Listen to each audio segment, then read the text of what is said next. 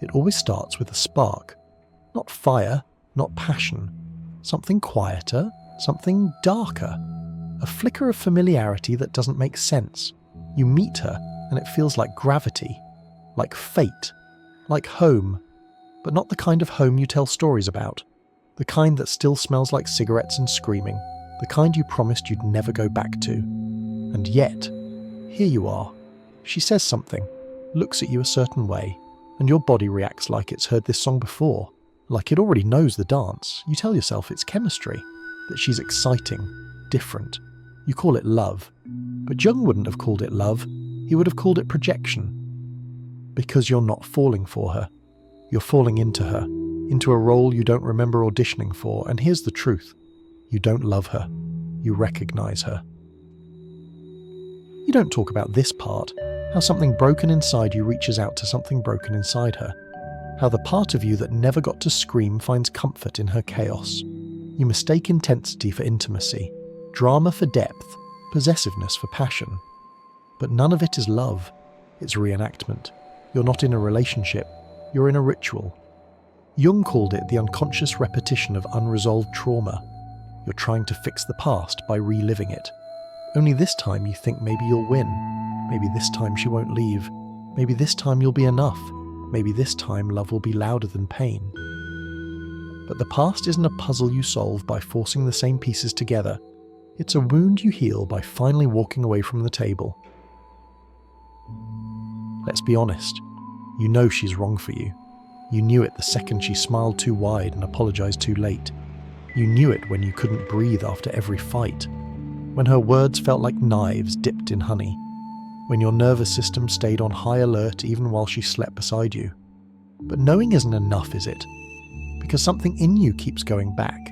Not because you like the pain, but because you learned somewhere along the line that love is pain. Maybe your mother loved you only when you were quiet. Maybe your father showed love with silence. Maybe safety always came with a cost. And now, here you are, a grown man chasing ghosts in dresses. She says things that confuse you. She cries and then blames you for the rain. She disappears and tells you it's your fault for not holding on tight enough. She builds the stage, writes the script, and when you forget your lines, she punishes you. You think if you just say it right next time, if you just love her better, she'll stop turning into a storm every time she feels the sun. But Jung warned us, the anima, the feminine image inside a man's psyche, can seduce him into madness when she's unconscious. And if you've never met your anima, if you've never made her conscious, she'll come find you in the flesh. She'll wear lipstick and your favourite dress. She'll be everything you thought you wanted and everything you should have feared. Because you don't see her. You see the part of you that still believes love has to hurt. So you stay, you perform, you tolerate, you explain her to your friends, you lie to your therapist, you call it loyalty. But it's not. It's just fear in a tuxedo. The fear that if you let her go, you'll finally have to face yourself. Because here's the secret. Toxic women don't create your wounds. They just touch the ones you never treated, and it feels good at first, like scratching an itch, until it bleeds. You tell yourself you can fix her, that you see the real her, that no one else understands her like you do. And maybe that's true, but it doesn't matter, because love isn't surgery, and she didn't ask to be saved, she asked to be worshipped, and when you didn't kneel fast enough, she broke you like a god with a grudge. So now you're here, watching videos like this, trying to make sense of the wreckage. You still dream about her sometimes, not the real her, the version you hoped she could be, the woman who would see you choose you stay. But she never existed. She was your anima in drag, a ghost wearing skin, and you. You were just a boy with a wound disguised as a man with a mission. This is the part no one talks about. Not in books, not in movies, not in the endless therapy sessions where you nod politely but leave emptier than before. This is the part where you meet your shadow. Not her, yours. The part of you that chose her. The part of you that invited her chaos fed it, called it beautiful. The part that needed her like a drug because she made your pain make sense. You see, Jung wasn't just talking about other people when he spoke of the unconscious. He was talking about you, the unspoken scripts you live by, the voices that aren't yours but sound like you, the parts of you you never claimed so they found someone else to live through. She didn't destroy you. You handed her the hammer and begged her to swing, because something in you wanted to be cracked open, not out of self-hatred, but because you believed that if she could break you, she could fix you. You thought she'd finally prove what your parents never did, that you were worth staying for. But that was never her job. That was always yours. Until you realize this, you'll keep reenacting your abandonment. Different faces, same script, same ending. You'll keep giving your soul away, hoping someone else will return it wrapped in a bow. But no one returns what they didn't ask for. You want to know why you're drawn to toxic women, because they mirror the parts of you you've exiled. The rage, the chaos, the hunger, the feminine that was never loved in you.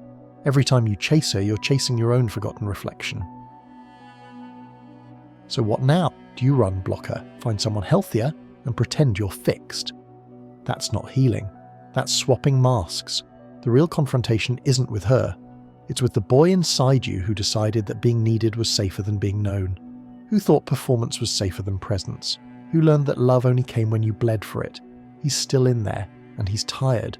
Tired of clinging, tired of pretending, tired of earning what should have been given freely.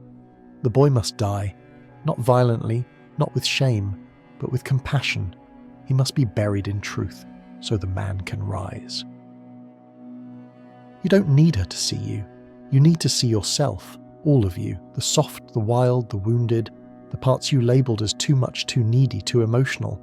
They are not flaws, they are fragments, and your job is to gather them, not in shame, but in reverence. Because that's what individuation is, not perfection, but wholeness. And when you are whole, toxicity has no home in you. It becomes boring, predictable, transparent. You no longer confuse chaos for chemistry. You no longer feel flattered by attention that comes with conditions. You no longer chase ghosts. You become the man who doesn't need to be chosen, because he chose himself. This is the hard truth. Most men never get here. Most men keep chasing women who hurt them because they've never learned to sit in their own silence. They don't trust stillness, because in stillness the voices get loud, the wounds start to whisper. But if you can face them, if you can sit with your own soul without needing her to fill the silence, you will find something terrifying and beautiful. You will find yourself. And when you do, you won't need to fight for love. You'll simply become it. This is where it gets quiet. No more fireworks, no more drama, no more adrenaline-fueled fights or tearful apologies that feel like performance art. Just silence. And in that silence, something sacred begins. You start to hear your own voice. Not the voice she told you to use, not the voice you curated to survive childhood, not the voice trained to soothe, to please, to avoid. Your real voice, raw, raspy, ancient. The voice of a man waking up from a long sleep. It doesn't beg. It doesn't explain. It simply speaks. And for the first time you listen. Because here's the thing no one tells you. Healing isn't loud. It isn't glamorous. It won't get you applause. Healing is boring, routine. It's the choice you make at 2 a.m. to close the chat window instead of texting her. It's showing up to therapy when you'd rather self-destruct. It's sitting in a room by yourself and not reaching for a distraction. It's choosing presence over performance, again and again and again, until one day it's no longer a choice, it's who you are. You'll start to notice something strange, the kind of women you used to chase. They stop feeling magnetic. What once looked like mystery now looks like instability. What once thrilled you now exhausts you. That's not cynicism, that's clarity. Your nervous system has finally learned the difference between attraction and addiction. And more importantly, you've stopped asking women to mother your wounds. You stopped expecting love to hurt. You stopped expecting to be saved. Because somewhere in this process, you became the man you were waiting for. That doesn't mean you become perfect. It means you become real. You'll still get triggered. You'll still feel lonely sometimes. You'll still meet women who remind you of your past. But now you have a choice. You don't have to follow the script. You can pause. You can breathe. You can listen to the part of you that used to scream for validation and say, I see you, but we're safe now. We don't need to prove anything. And that is freedom. This kind of man, he moves differently. He speaks with weight. He doesn't rush. He doesn't chase. He doesn't collapse into himself the second someone pulls away. Why? Because he is rooted, not in arrogance, in awareness. He knows his darkness. He doesn't hide it. He integrates it. And because of that, he becomes unshakable. Women notice, but not in the way you think. They can feel it, in your posture, in your gaze, in the way you don't need them to complete you. You're not performing anymore. You're not trying to earn their love like a child with a report card. You're offering something different now, wholeness. And with that comes a different kind of relationship. Not one built on roles or rescues or rehearsed lines, but one built on truth.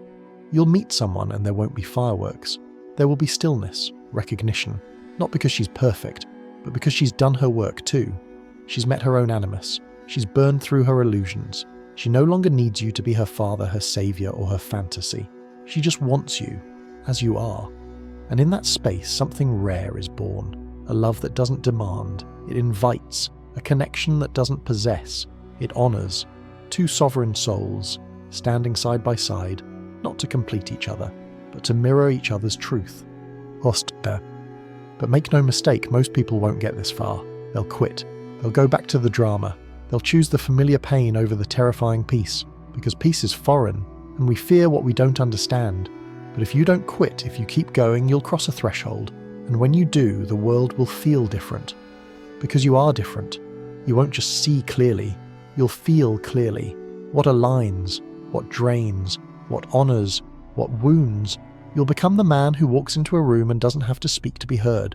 The man who doesn't compete, because he knows there's nothing missing. You will no longer crave her chaos, because you've befriended your own. You will no longer search for completion, because you remembered you were never broken. And now I leave you with this: stop waiting to be chosen. Stop trying to make someone else see you. Stop bargaining with ghosts. Choose yourself. See yourself. Come home to yourself. Because until you do, every relationship will be a performance. Every connection will be a projection. Every heartbreak will be a repetition. But when you do the work, when you meet your shadow, reclaim your anima, and walk the path of individuation, you stop performing. You start living. Not as someone else's fantasy, but as your truth. And that, my friend, is the most dangerous, the most powerful, the most liberating kind of man to be. A man who no longer chases love, because he has become it.